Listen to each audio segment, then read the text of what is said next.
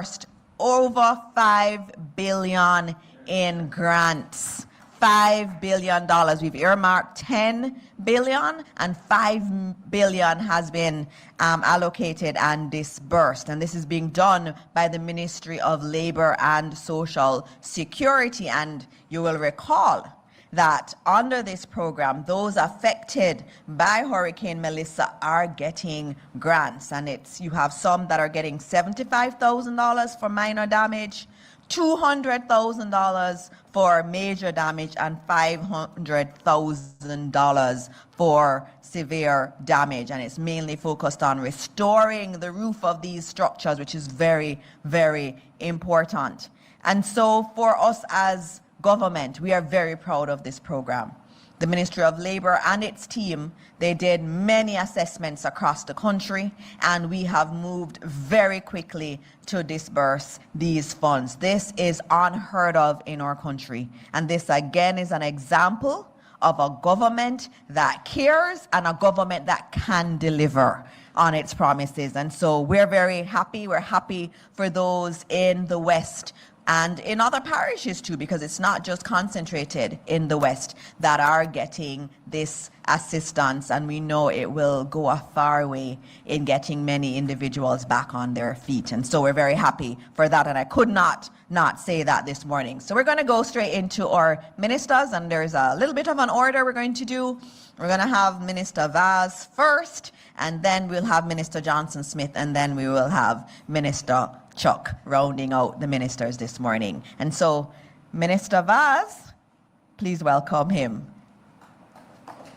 Thank you very much. Good morning to everybody, colleague ministers, permanent secretaries, heads of agencies, and all others. This morning I have a few updates. First and foremost would be the status of the restoration, Melissa restoration with JPS. I'll also give a quick update on the electricity license negotiation, the United Oil and Gas update, and also National Energy Poverty Reduction Program. And last but not least, I'll give something on the impact of the US-Israel-Iran conflict on local fuel prices. But let's start with the big one. Today I'll report on key milestones in Jamaica's recovery and energy advancement following Hurricane Melissa, and on strategic initiatives shaping the nation's electricity and energy future. These updates reflect a government that acts decisively, honors commitments, and prioritizes resilience, safety, and long-term development. As of February 28th, 124 days after Hurricane Melissa, 99% of JPS customers now have electricity. Approximately 681,000 of 690,000 customers are back in supply. At the end of February, a clear public commitment was made that fewer than 10,000 customers would remain without electricity. That pledge was met, and as I said before, as of March 1st, 9,135 customers remain without electricity. So let's put that in perspective. The government made a commitment in December that we would loan JPS $150 million on the basis that we would have full restoration, save and accept circumstances out of their control as of February 2026. Commitment made, commitment kept. As of right now, 8,653 customers, as of today, are still without power. JPS will continue to deploy crews while working 24/7 for the month of March and April to complete restoration.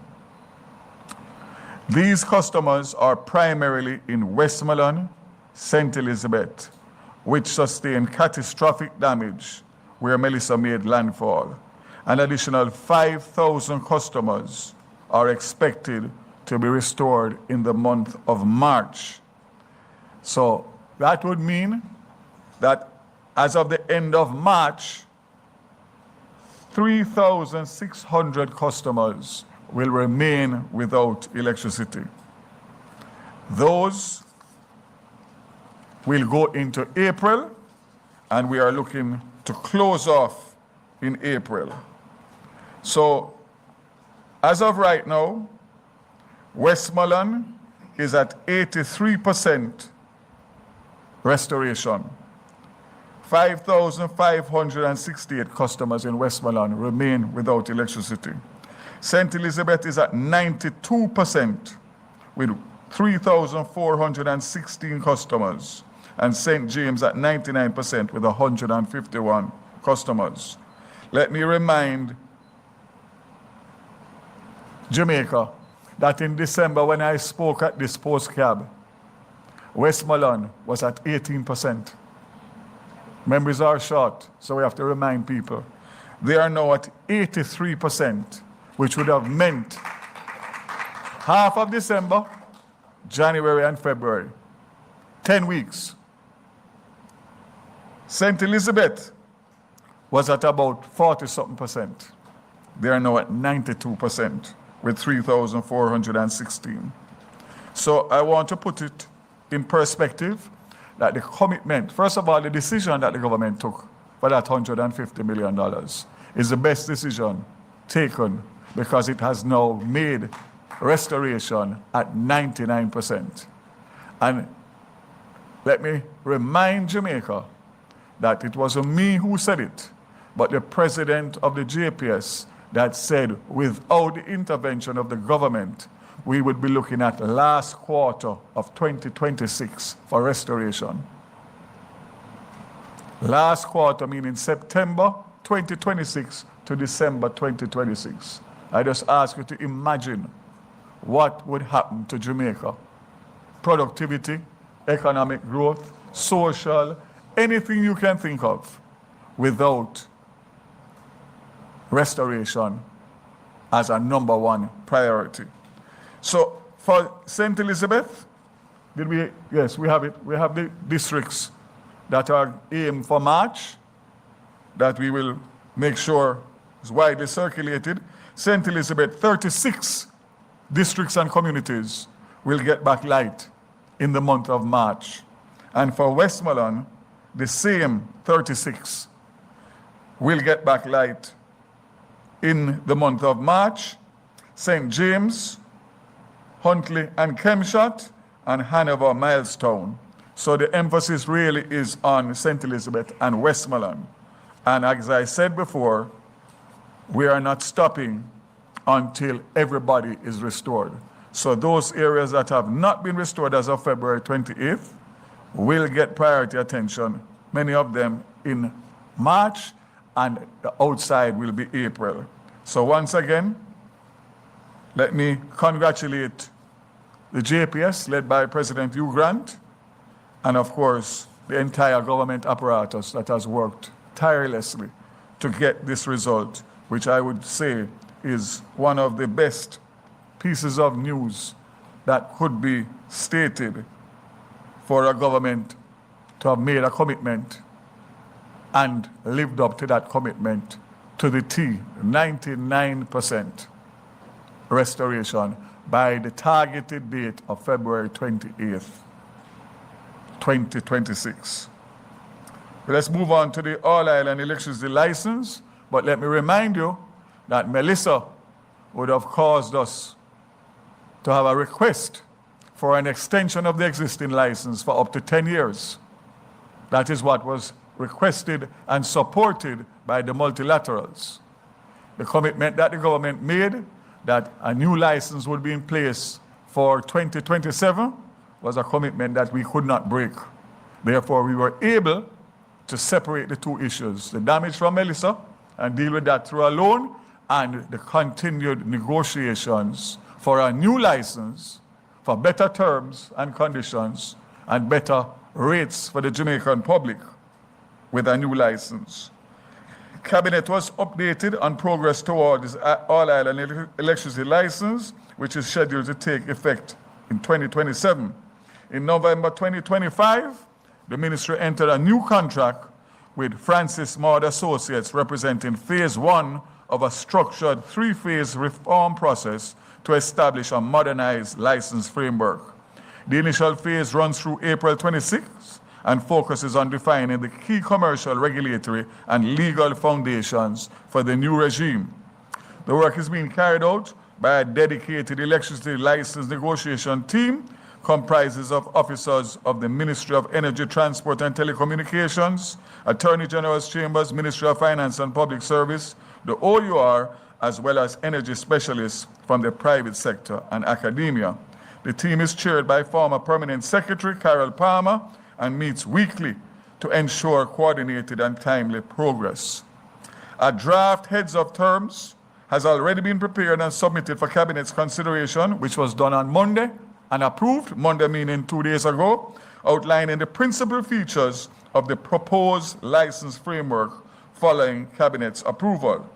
The detailed legal structure will be finalized and formal negotiations will commence with the Jamaica Public Service. Beginning in April 26, FMA's broader workstream schedule will advance into a 16-month sectoral framework development and implementation phase. This includes the preparation of a new Electricity Act, amendments to the OUR Act, strengthening enforcement provisions, establishment of the LCCCJ renegotiation of power purchase agreements, updated policies to address system losses and grid resilience, and publication of a draft white paper setting out the full scope of reforms. The process also provides structured pathways depending on the outcome of negotiation, including new licensing arrangements for transmission, distribution, and generation, and transition support to government, valuation mechanisms where required, and if necessary, competitive engagement of alternative operators. What does that mean? We're not putting all our eggs in one basket.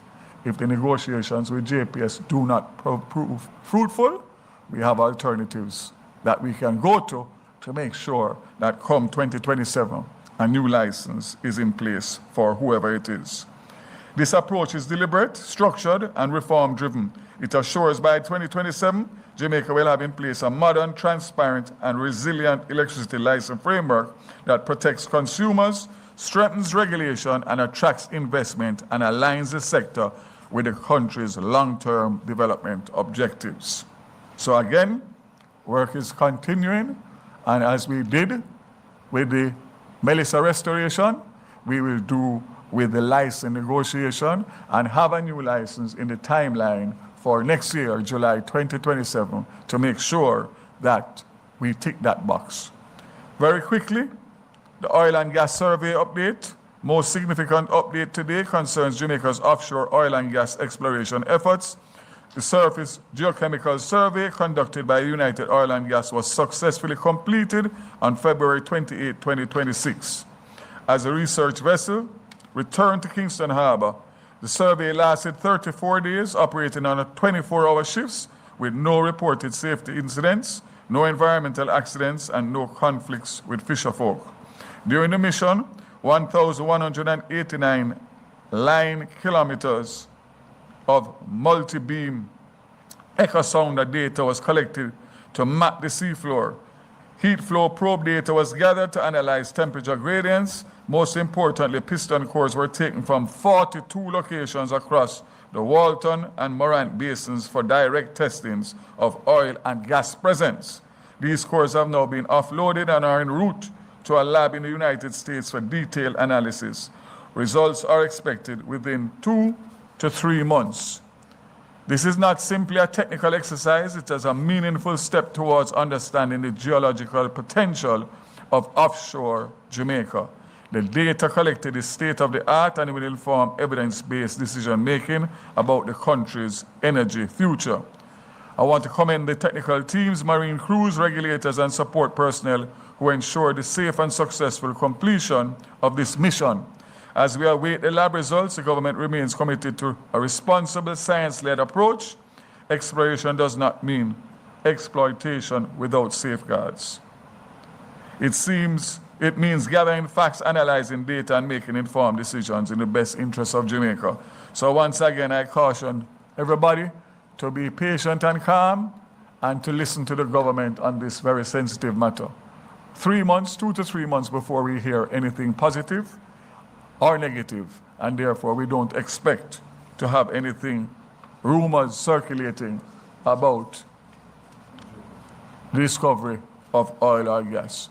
When I tell you that is so, then it is so. Until such time, we just hope and pray.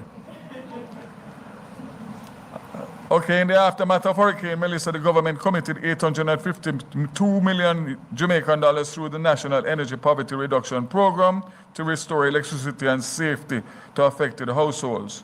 Between the 10th of February and the 3rd of March, the National Energy Poverty Reduction Program recorded significant gains across multiple parishes.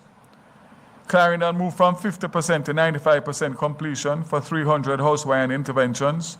Manchester advanced from 35% to 55%, while St. Elizabeth improved from 40% to 55% in Black River and adjoining communities. St. Mary improved from 65% to 85%, and importantly, 250 rewiring and recertification works were done in Catherine Hall and West Green St. James, which have now reached 100% completion. We all know that those two areas were the hardest hit in the hurricane, especially in the low-lying areas of Montego Bay, St. James. The program has also expanded in scope. An additional 200 house wiring interventions were added to Santa Cruz and Balaclava, St. Elizabeth, bringing the total households under active implementation from 2,742 to 2,942. Works in St. Anne and Westmoreland remain in the early stages, with site preparation mobilization now underway and targeted completion dates extending into March and April. Financially, the expansion has increased the house wiring allocation from 1,200 to 1,400 households, moving that component from 180 million to 210. The minor repairs and certification allocation remains 462 million, and GR certification support continues at 180 million. So overall, the active program envelope has grown from 822.2 to 852.2 million, reflecting the scale up in beneficiary coverage. Overall, nearly 3,000 households are actively being restored, with all projects on track to meet scheduled targets, demonstrating tangible, measurable results in government's commitment to the post-hurricane recovery and energy access. Let me repeat again, these are grants. These are grants given to those who are affected who would not normally be able to afford the rewiring and recertification, which can go as much as $180,000 to $200,000 per household. $852 million is being granted to those badly affected persons who would not be able to get back light, even when light comes to their community, because they would not be in a position to have their house in a state of readiness. Once again, showing joined up government between all of the different aspects of the recovery and a caring government. Last but not least, it would be remiss of me not to mention the present crisis in the Middle East and its potential effects on Jamaica's fuel economy, international oil prices, which have increased in recent weeks due to the geopolitical tensions in the Middle East. However, it is important to understand that crude oil and finished petroleum products are traded in separate markets, and movement in crude oil prices do not automatically or proportionally translate into local pump prices. The pricing mechanism used by Petrojam also helps to mitigate full exposure to sudden price shocks. The extent of any local impact will depend on how sustained these international price movements are. Petrojam continues to monitor closely changes in the U.S. Gulf Gulf Coast reference for finished petroleum products, which serve as a primary pricing benchmark for the region and determines Petrojam's ex-refinery prices. Based on early analysis of the USGC reference, fuel prices have been trending upward in an apparent response to the current US-Iran tensions. We will continue to assess developments carefully and keep the public advised and informed. Jamaica's recovery and energy progress is a testament to what can be achieved when commitment meets coordinated action, from restoring electricity and modernizing our networks to advancing offshore energy research. The government remains steadfast in delivering results for the people while we are building a more resilient, connected, and future-ready Jamaica. I thank you very much, and I think that today is a very good day for the people of Jamaica and Jamaica, the land we love. God bless Jamaica. Thank you, Minister Vaz. As always, a very, very comprehensive presentation. And he really is an example of what we have in our cabinet, persons who are very, very much knowledgeable of their area, very committed to this work. He works night and day, and he even harasses me in terms of doing things that relate to his area. He is so hardworking, and so is the entire cabinet. And one of those that's just as hardworking that we see all the time is Senator, the Honorable Kamina Johnson-Smith, who is now going to come and give you some quick updates.